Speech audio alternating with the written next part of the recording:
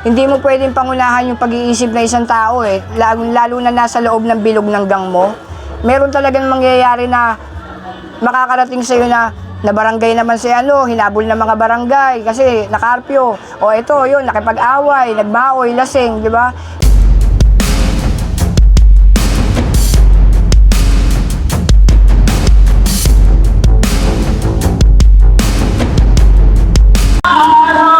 You know, Sampung Tagalog. Welcome to Maligaya Hood! Yeah!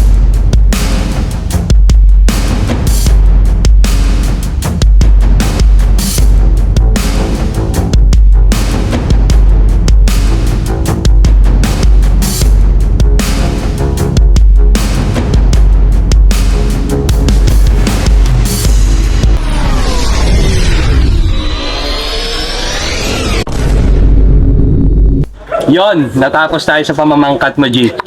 Ngayon naman pag-usapan natin yung mga nasa likod mong yan. Ano ba yung mga yan? Shoutout naman, oh. Una-una, shoutout OG Raydog, roots namin. Sa lahat ng OG ko, OG Snap, Asak, God P. Yan, OG Hazen, Senu, Lady Cholas ko, sila Saika, mga ladies ko ha. Lahat ng OG na nakapaloob sa akin, si Warren, ang pioneer ko. Lahat po, si Awit, ang dami ko yung shoutout, yung pinakamahalaga sa akin sa Clipson Blues. Lahat yan, OG Alvin, lahat ng bumubuo ng veterano, tsaka OGs ng Maligaya Hood Season Blues. Maraming salamat sa inyo sa tuloy-tuloy na pagyakap nyo kay OG Ulo. Iye. Para sa kaalaman ng mga kamiyembro mo o kagang mo, sino ba talaga ang nagbansag sa'yo na ikaw ay maging OG Ulo? Yung pagiging OG Ulo ko, nabuo yan, yun yung kasagsagan na ang tagal nang nawala ng TBS dito sa Maligaya. Sobrang tagal, ilang taon since nung makulong ako. Marami nang underestimate, maraming nagtaas ng kilay sa mga nangyari na panahon ko ng digmaan ng TBS doon. Dito, sa Norte, kasi hindi naman ako hindi naman kami violentin grupo nung araw dito sa Maligaya. Talagang dahil nga sa hindi pa masyadong moderno, 'di ba, nagkakaroon ng mga bagay na hindi pagkakaunawaan dahil sa kultura at passion. Okay. Pag-usapan naman natin kung kailan ka ba napasali sa TBS o True Gang Style. Magbabakasyon yun natatandaan ko yun. Tapos ng March 29, 1999. Okay. Kasama ko sila Monyo, dinala kami sa Olis, binugbog kami ron. Di ba, pumasok ka na, binurnan ako ni Simek Mabalasik ng TA mode. Okay. Kasagsagan nila OG ng Stylus sa Solisud sa Mulabe. Okay. Hindi ko makakalimutan yung mga araw na yun. Haji, may mga pananaw yung mga tao dahil hindi nila alam kung ano talaga ang mga nasa likod ng gang. Ito mga katanungan nito ay ayon sa kanila. Ito ang mga tanong. Totoo ba na ang gang ay isa sa mga utak ng mga krimen sa inyong komunidad? Ang masasabi ko dyan, nung araw, nangyari yan. Kasi sa pag sinabi kang kasing gang, malaki ang gang. Iba't iba yung gang. Iba't iba yung pangalan ng gang, iba't iba yung mukha ng gang. Kaya, nakakaladkad yung mabubuting gang ng ibang mga masasamang gang na hindi nila iniisip sa pananaw nga ng tao. Unang-una, diskriminasyon. Yes. Yuyurakan yung pagkatao nyo. Diba? Wala silang magandang bagay na pwedeng ibigay sa'yo kasi nga alam nilang bahagi ka ng krimen, kalokohan, katarantaduhan. Pero noon yon, G. Nung araw, pero ngayon, ako nang mismo siguro kaya ko nang patunayan na ipakita sa kanila na lahat ng bagay pwedeng mabago.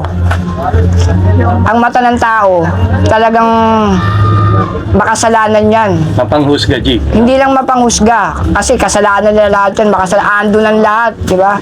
Pero, ipapakita namin na represent yung Season Blues, kung gaano kami ka-solid, gaano kami ka-organize, magiging established kami, na magkaroon kami ng value, hindi para sa kanila, para sa bawat isa.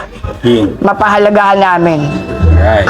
Ang sabi nila, kayong mga gang daw ay dapat iwasan at pangambahan. Totoo ba to, G? Sabi nila yun, di ba? Kasi nga, natural na nga yun eh. Kung ano yung narinig mo, magiging optional yan eh. Pwedeng maging, kilalanin ko kaya to. Ay hindi, mga walang yayan eh. Ayaw nyo kami pakisamahan, wala namang problema sa amin yun. Basta kami, alam namin sa loob ng gang namin, mismong gang namin, na meron kaming respeto sa bawat isa. Lahat ng nakakonnection sa amin, iba't iba man estado ng buhay ng tao, nakakausap namin, meron kami, may puso kami sa loob ng gang namin. Kaya kung ano man yung magiging discrimination nila, na hanggang ngayon ipinapatupad nila sa sarili nila para sa kung anong klaseng gang lang meron, hindi kami nila lang, we are family. So, Ito yung hindi gang kayo namin. dapat pangambahan at katakutan? Hindi kami dapat pangambahan dahil hindi naman kami nakakaperwisyo ng kapwa namin. Wala kaming tinatapakan tao. Passion kami, kultura kami. Yon, malinaw. G, thank you. Sa pagiging gang member, mahilig daw kayong pumasok sa gulo. Noon pa rin. Nung mga early 90s hanggang 2004, 2005, 2007, yan. May ganyan pa. Pero, isa na lang dapat nating implement sa gang natin. Yung gawin natin yung kapayapaan. Huwag na nating i-adapt yung nangyari nung nakaraang panahon pa. Dahil walang mangyayari, walang mapapala. Masasayang, masisira lang yung hood na binuo ng isang OG. Masasayang lang yung basbas na ipinagkaloob sa'yo bilang OG na magdala ka ng sarili mong hood. At patunayan mo na kung anong klaseng merong gang kayo. Na bilang gang member, bilang gang veteranos, bilang gang OG, kami ang nakakaalam sa loob ng gang namin kung anong meron. So, hindi gulo ang hatid ng gang na to? Ang hatid ng gang na to, para sa ikabubuti namin. At kapayapaan. Kapayapaan. Kasi gusto namin maging matiwasay, siksik tsaka liglig yung meron kami sa loob ng gang namin. Yon. G, umiiral pa rin ba ang gang war dito sa komunidad ninyo? Sa ngayon, wala eh. Kasi nabago na ang imahe ng gang eh. Okay. Dito sa hood namin, sa Maligaya, dito sa buong North, sa lahat ng mga OGs na nakakasakop dito, meron kaming council dito na hindi na natin kailangan pairalin yung gang mentality. Kasi sa gang mentality kasi, nandun yung war eh. Pagka meron kang veterano, pag sinabing OG, meron kang warlord, di ba? Pero siguro pangalan na lang yun. Nakaraang ano na lang sa ginawa ng mga sinauna yon, ng mga gerero, ng mga tito namin, ng mga roots namin, di ba? Pero walang mangyayari. Lalo lang masisira yung imahe. Ayaw namin na bandang huli, sabihan kami ng South, sabihan kami ng Maynila, sabihan kami ng Dapitan na kayo yung dahilan kung bakit nagkaagulo. Kaya pinapakita namin sa kanila kung ano yung programa na isinusulong namin bilang hindi lang basta gang na TBS True Ground Style Maligaya Hood Season Blues, na maging isang bahagi kami ng diba, government organization. Lahat ng tao namin sa gang, gusto namin dito nasa legal na pamumuhay, nasa legal na pamamaraan, rehistrado, botante, makakatulong sa komunidad. Yun yung mindset na meron kami, na hindi lang ako ang nagpapatupad. Yan ay pinapatupad ng buong council na Season Blues. Malinaw na malinaw, Gin, wala na talagang gang war. Wala nang gang war. Wala nang gulo. Ito pa, ayon sa mga mapanghusgang lipunan, suking-suki na daw kayo ng barangay at presinto. Nangyayari yun kasi hindi mo pwedeng pangunahan yung pag-iisip na isang tao eh, lalo na nasa loob ng bilog ng gang mo. Meron talagang mangyayari na makakarating sa iyo na barangay naman si hinabol ng mga barangay kasi nakarpyo. O ito, yun, nakipag-away, nagbaoy, lasing, di ba? Hindi mo masasabi yung tao dahil walang perpekto. Kung sakali man na gano'n ang mangyayari, hindi natin siya ito-tolerate, pero dadaanin pa rin natin siya sa proseso. Di ba? Meron din ba kayong miyembrong teenager Meron ako, di ba? Sabi ko nga, meron ako nag-iisang teenager na membro. Yun yung anak ng nasirang kapatid kong OG na si OG si Sunggab ng Kamarin. Okay. Na ngayon na tinutulungan namin na yakapin, iparamdam sa kanya na buhay ang TBS sa puso niya. Yeah. Ayon sa kanila, kaya daw pumapasok ang isang kabataan o isang tao sa gang ay dahil daw sa protection. Masasabi ko dyan, hindi totoo yun. Dahil kasi ako, sa patakaran, palakad dito sa loob ng hood ko, hindi namin kailangan ng magiging mabigat sa amin. 'Di ba? Ang kailangan namin dito, yung hindi naghahangad ng pansariling interes para sa sarili niya, dahil nakalikod kami sa kanya. Bibigay namin yung suporta sa'yo dito para sa ikabubuti ng lahat. Tsaka walang mangyayaring hindi tama sa magiging membro mo kung ikaw mismo yung magtutulak sa kanya para maging masama. Okay. Paano yung sitwasyon kapag napalaban ng isang miyembro mo, G? Sugod ba agad o kakausapin mo muna yung nakalaban? Hindi, sa amin kasi may mga nangyari sa amin na ganyan, nakasama sa pamumuhay namin sa season. Pero alang-alang na lang sa mga veterano ko, sa mga OG na nasasakupan ko, nagagawa naming magkaroon ng koneksyon para ayusin sa maayos na pag-uusap kung anumang punot dulo, kung sinong nagkamali, sasalain namin yung mabuti. Masusing investigasyon. Hindi katulad nung araw na pag sinabing tara, nabanatan ako, rest baka, hindi. Kasi pag ginawa mo yun, parang inilagay mo sa bingit ng kapahamakan yung magiging mga kapatid mo, di ba? So, walang konsintihan? Walang konsintihan. Pag mali. Mali. Tanong lang, G, paano ang proseso ng pagpasok sa True Brown Style? Ang pagpasok sa amin, kung sa amin lang sa hood namin, ang masasabi ko dito, bago ka pumasok dito, dadaan ka sa butas ng karayom. Tsaka dadaan ka sa butas ng tumbong ng mga OG veterano ko kasi. Sikip nun Oo, masikip talaga. Talagang paghihirapan nila kasi sila, napagdaanan nila yun eh. Hindi kami basta tanggap na lang ng tanggap. Kasi ako nangyari na sa akin yan eh. Majority win, gusto ng mga veterano ko, yung ikakaayos ng pangkat, yung kakaayos ng season. Dahil meron kaming pinag-iingatan sa bawat isa. Sa tingin mo, anong edad ang qualified na pumasok ng True Brown Style? Ang gusto ko nga mga 19, 20, yan, 21, pero hindi mo maiwasan kasi meron taong magpaparamdam sa'yo na siya ay down for brown. Merong tao na ipapakita niya sa'yo na deserving siya para maging bahagi lang ng brown. Sana yun ang gawin ng iba na hindi natin kailangan magparami, kailangan nating magpasolid. Yo. Bilang isang OG dito sa hood nyo, ano ang proseso at paano mo sila napapasunod? Ano yung mga technique? Ika nga. Ang pinakamaangas na formula dyan para sundin ka ng mga taong nakapaligid sa'yo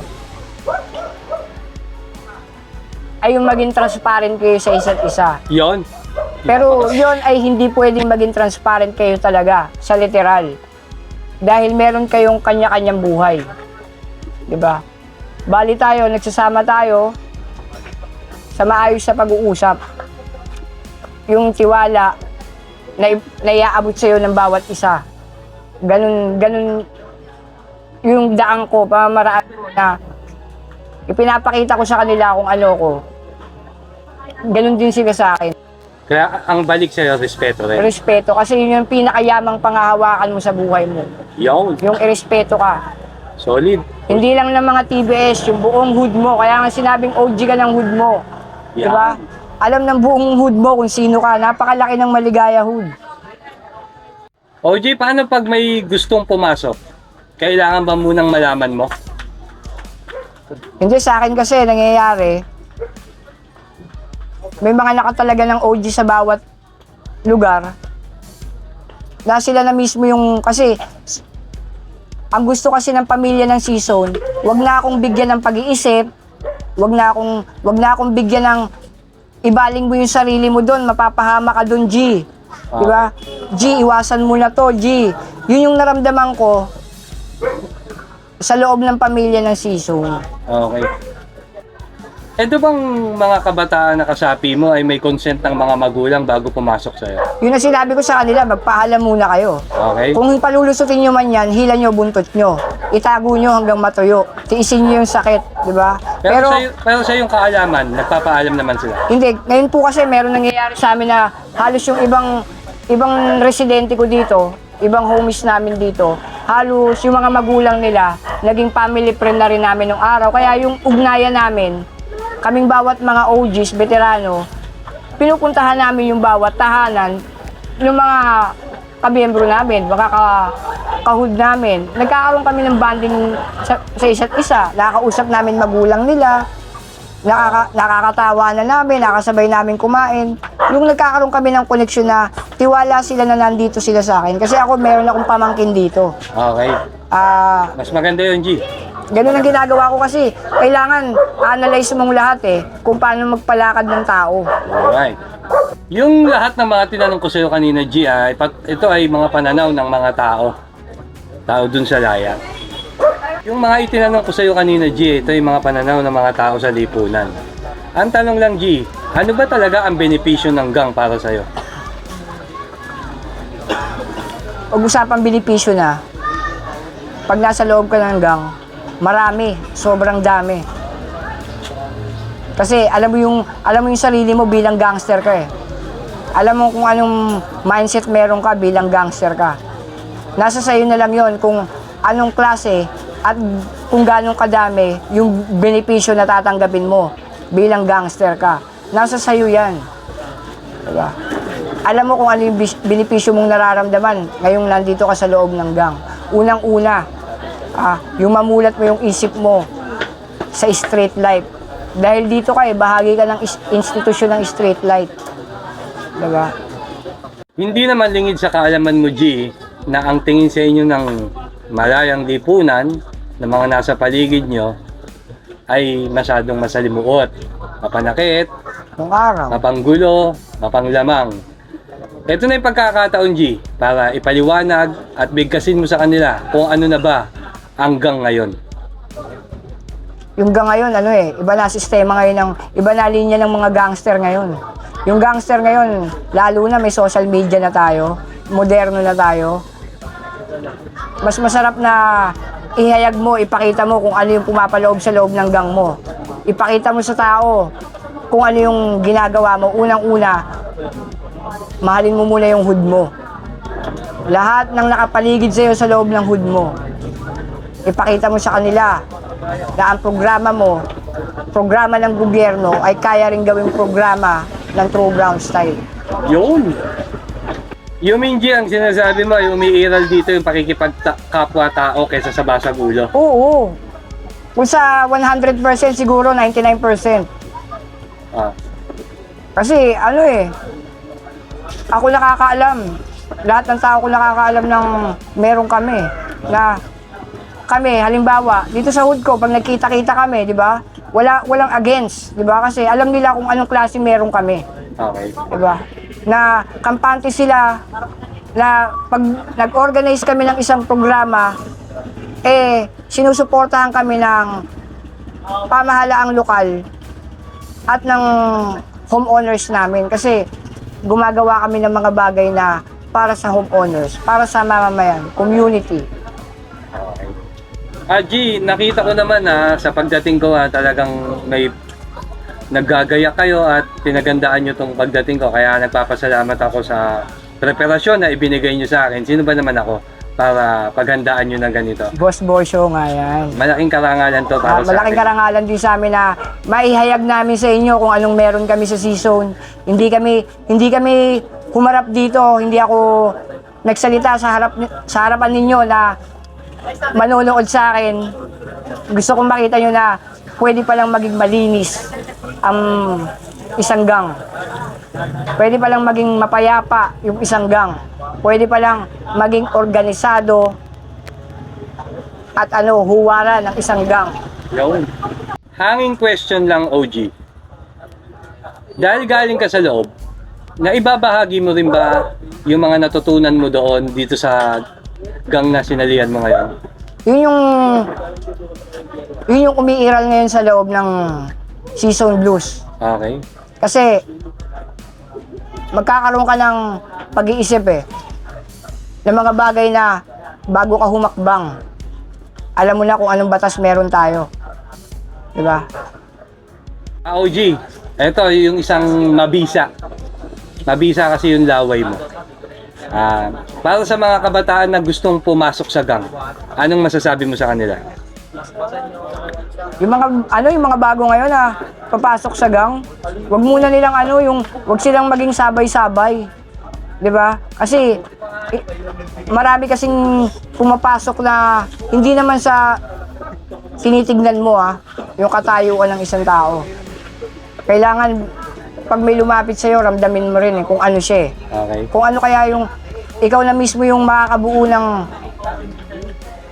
sagot sa itatanong mo kung bakit niya gustong pumasok sa amin Pero hindi Lalo na unang-una mo, pag-iingatan mo minor de edad. Okay. Nasasakupan niya ng Barangay Children Protection Council.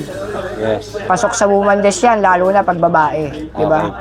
Kaya nga, bilang bagong gang sa bagong henerasyon na ipinapatuloy namin sa nakamilata namin simula sa mga roots namin, sa 4 na veterano, Joseph Satan, diba? Maynard Padrino, Reno Loco, Edward Estilo, diba? Lalo na sa OG ko na gusto kong feedback sa OG ko na nagbasbas sa akin, na nagbigay ng karapatan sa akin na panghawakan ko yung hood, hawakan ko yung pangalan ng Season Hood, True Brown Style. Gusto ko maging maganda yung dating lagi sa kanya. Okay.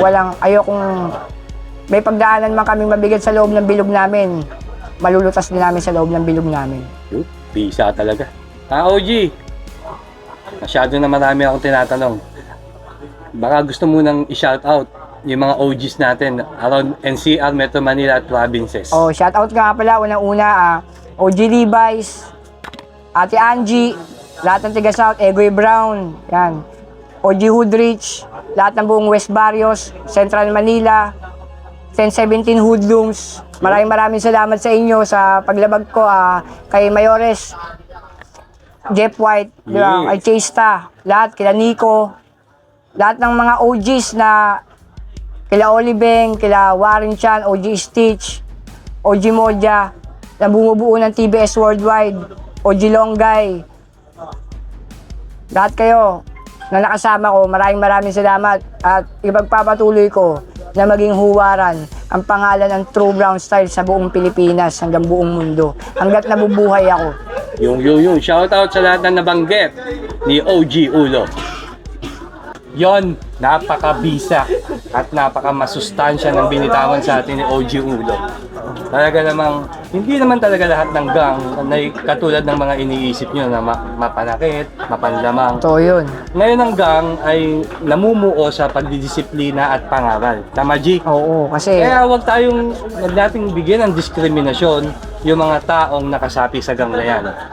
Tama, G? tama yun. Isang maliwanag na salita yung nanggaling sa'yo na ipinapakita lang namin na ginagawa namin, hindi lang yung napapanood namin. Gagawin namin to para sa sarili namin, para sa ikakaayos ng hood natin. Lahat ng hood sa buong TBS ng buong Pilipinas, gawin nating maging ehemplo tayo ng ating komunidad na kinatitirikan.